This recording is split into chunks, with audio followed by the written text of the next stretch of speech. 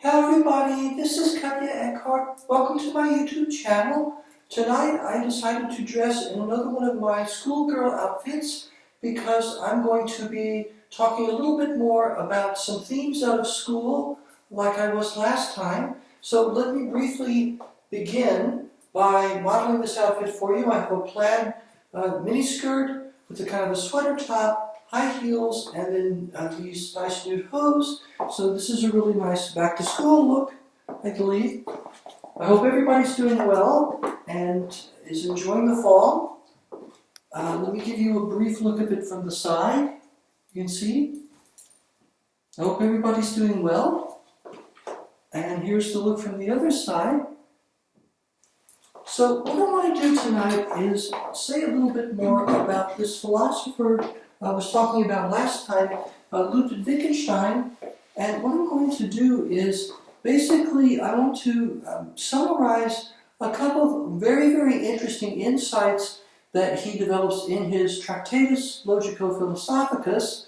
I'm also going to mention a problem with the view that he develops in that work that eventually led him to move on to begin to think in a very different direction.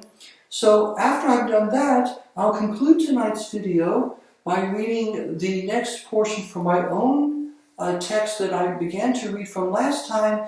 That's the Tractatus Theologico-Philosophicus, that in at least its form, and also in some of its content, is inspired by Wittgenstein. So, and in particular, Wittgenstein's Tractatus Logico-Philosophicus.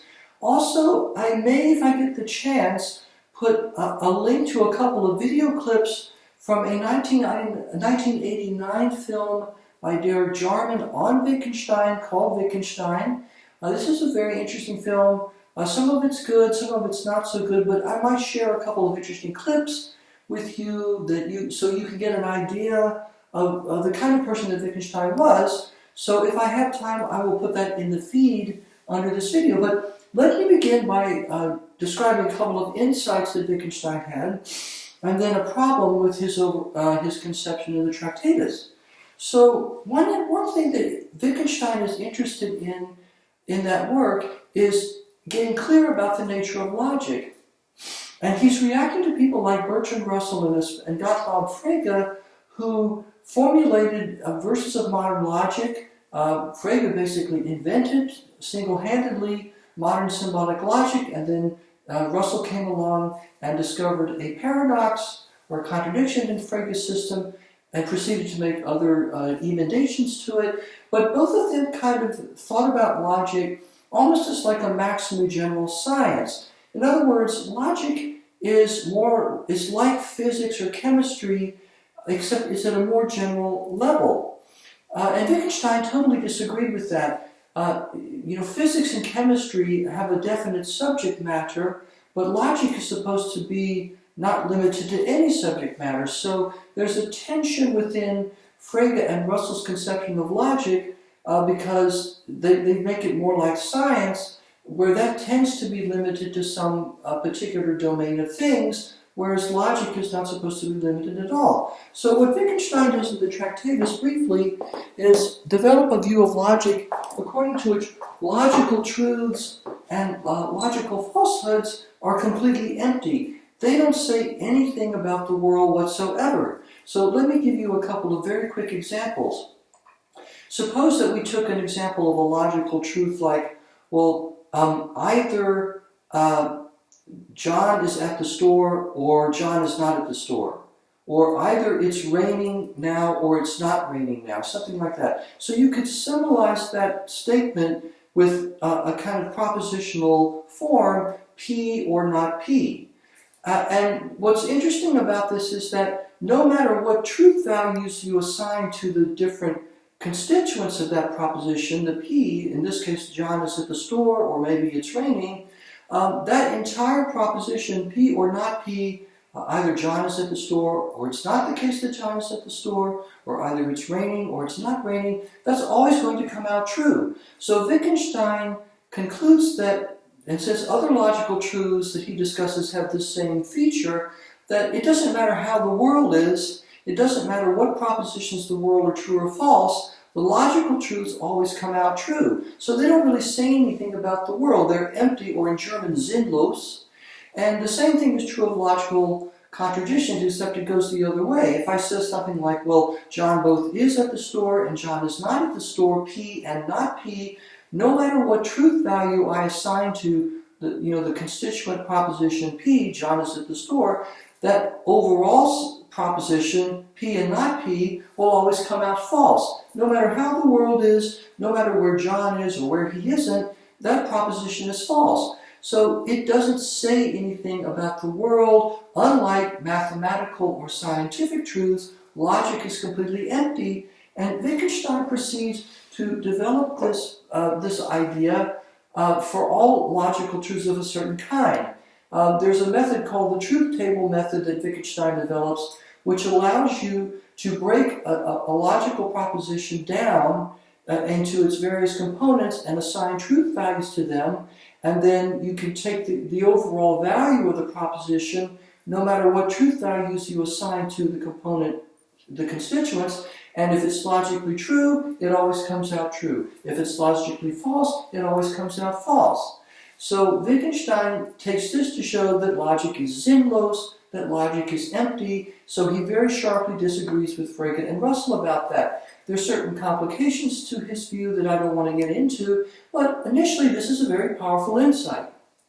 Now, another thing that Wittgenstein does in the Tractatus is occupy himself with the question of how language relates to reality, and this is where he develops his so-called picture theory of meaning, where he thinks that sentences or propositional signs are pictures of reality, of the reality that they're about. So the reality that they're about are facts, and then the propositional signs are sentences.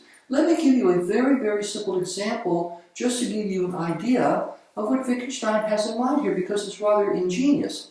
So if I say something like, well, the blue car is next to the green car. Suppose I make that sentence. And suppose that sentence is true. Suppose that it's a fact in the world that the red car is to the left of, let's say the red car is to the left of the green car. Suppose that's a fact. Now, so in the world, we have a certain fact where the red car is to the left of the green car, and in the sentence, the red car is to the left of the green car, the expression, the red car, stands to the left of the expression, the green car. You might say that the expression, the red car, left flanks the expression, the green car, so that in the sentence itself, you have the same kind of spatial structure that you have in the fact in the world, and that isomorphism, or that sameness of what Wittgenstein calls logical form, is what makes that sentence about that fact. So this is a very, very interesting idea. Again, there are complications with this view, and eventually Wittgenstein, in his later writings, came to abandon it. But I think we can see this idea that sentences are pictures or models of the facts that they describe or that they're about is a very interesting and initially very powerful idea. So those are two of seminal ideas that Wittgenstein has in the Tractatus, and there are others that I won't get into. Now, one of the problems that led Wittgenstein to abandon the Tractatus is kind of the color problem, we might call it. And that is that Wittgenstein thinks that all necessary propositions ultimately have to break down into either logical truths or logical falsehoods. So all logical propositions, all necessary propositions, including the propositions of mathematics, ultimately have to turn out to be truth functional tautologies, that is, things that come out true no matter what truth values you assign to the parts, just like the example that I gave just a minute ago, P or not P. Now, and Wittgenstein shows how to extend this view at least to certain primitive statements of arithmetic. So let's put that to one side. But consider the following proposition. The ball is both red all over and blue all over at the same time. Now that's impossible. That's necessarily false. Or to take the opposite of that, the ball cannot be or is not simultaneously red all over and blue all over at the same time. So in the first case, you have a necessarily false proposition. and in the second case, a necessarily true one. The problem is that there's no clear way to analyze those two propositions into truth-functional compounds that can be assessed using the truth table method. Wittgenstein never really explains how to do that, and yet they do seem to be necessary truths. So this looks like a counterexample to Wittgenstein's position in the Tractatus that all necessary truths are logical truths, and all logical truths are ultimately truth-functional propositions that come out no matter what truth value you assign to the various parts, component propositions, that either come out always true if they're logical truths, or always false if they're logically false. The color problem seems to be a counterexample of that, and Wittgenstein never really comes up with a satisfactory answer to that. That's another reason, one among many, that led him to change his mind and in his later writings. So that's all I wanted to say about Wittgenstein tonight. I hope you see that he's really interesting, and if you get a chance, check out those two video clips that I hope to put at the bottom of this selection this evening. But now what I want to do is read for you and complete my video for this evening by reading for you the next installment of my own Tractatus Theologico-Philosophicus. So I'm just going to read these remarks for you, and hopefully you'll find them interesting.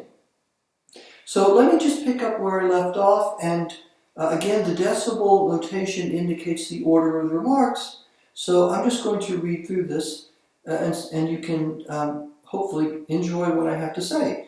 So here we go. 0.0310331. This is about Hugh Obama I was talking about last time. Since divine fire and light, according to Hugh, is distinct from the field of all being and non-being it illuminates, the fire, light, is distinct from the moral categories of good, evil, and right and wrong that it illuminates. 0.0310332. The issue then arises of what, if any relation obtains between God and moral categories, a matter to be pursued in later remarks and in the book that I plan to write. 0.032. The targets of the new theology are two recent theologies that draw upon the later philosophy of Martin Heidegger, theologies that I myself developed. 0.0321. Like Hugh's view, each of these Heideggerian theologies depicts divinity as distinct from any being, the totality of beings, being itself, and non-being. 0.0322.